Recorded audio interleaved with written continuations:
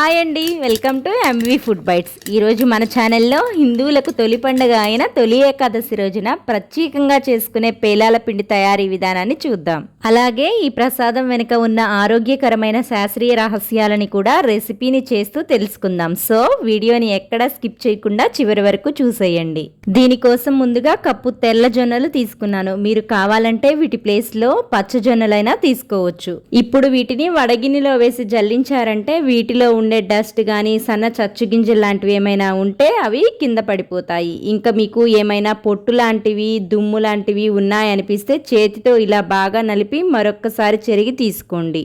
చూశారు కదా, ఈ విధంగా జల్లించడం వల్ల జొన్నల్లో ఉన్న సన్న గింజలు దుమ్ము అంతా ఇలా వేరైపోయాయి. ఇప్పుడు స్టవ్ వెలిగించి ఖచ్చితంగా అడుగు మందంగా ఉండే పాన్ లేదా బాండీ పెట్టుకొని పాన్ బాగా వేడెక్కిన తర్వాత మాత్రమే ఓ పిడికెడు లేదా చారెడు జొన్నలు వేసుకోవాలి. ఒకేసారి ఎక్కువ వేయకుండా ఇలా కొద్దిగా మాత్రమే విడతల వారీగా వేయించుకోవాలి. జొన్నలు వేసేటప్పుడు ముందుగా హై ఫ్లేమ్ లో ఉంచి వేసి 1 నిమిషం గరిటెతో కలిపారంటే ఇలా పాప్ అవటం స్టార్ట్ అవుతాయి. ఈ విధంగా పాప్ అవటం మొదలవగానే మూత పెట్టేసి వేడి ఎక్కువ అనిపిస్తే ఫ్లేమ్ ని మీడియంలోకి అడ్జస్ట్ చేసుకొని మధ్య మధ్యలో మూత తీసి ఈ విధంగా కలుపుకుంటూ మీడియం టు హై ఫ్లేమ్ లోకి అడ్జస్ట్ చేసుకుంటూ ఇవన్నీ పూర్తిగా పేలేంత వరకు వేయించుకోవాలి.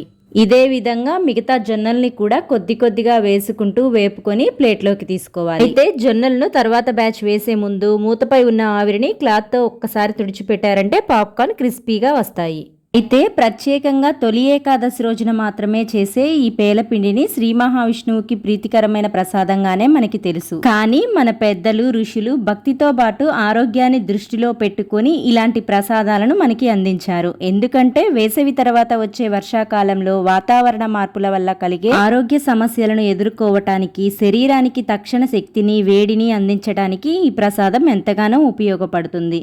అంతేకాదు తొలి ఏకాదశి రోజున చాలా మంది ఉపవాస దీక్షను ఆచరిస్తారు. అలాంటి వారు పూజ అనంతరం లేదా ఉపవాసం ముగిసిన తర్వాత ఈ పేలపిండిని తీసుకుంటే తక్షణ శక్తిని ఇచ్చి జీర్ణక్రియను మెరుగుపరుస్తుంది. మరి ఆరోగ్యం గురించి చెబితే పట్టించుకొని మనం ప్రసాద రూపంలోనైనా ఈ పేలాల పిండిని స్వీకరించేలా ఆలోచించిన మన పెద్దల విజన్ నిజంగా ఒక అద్భుతమనే చెప్పాలి.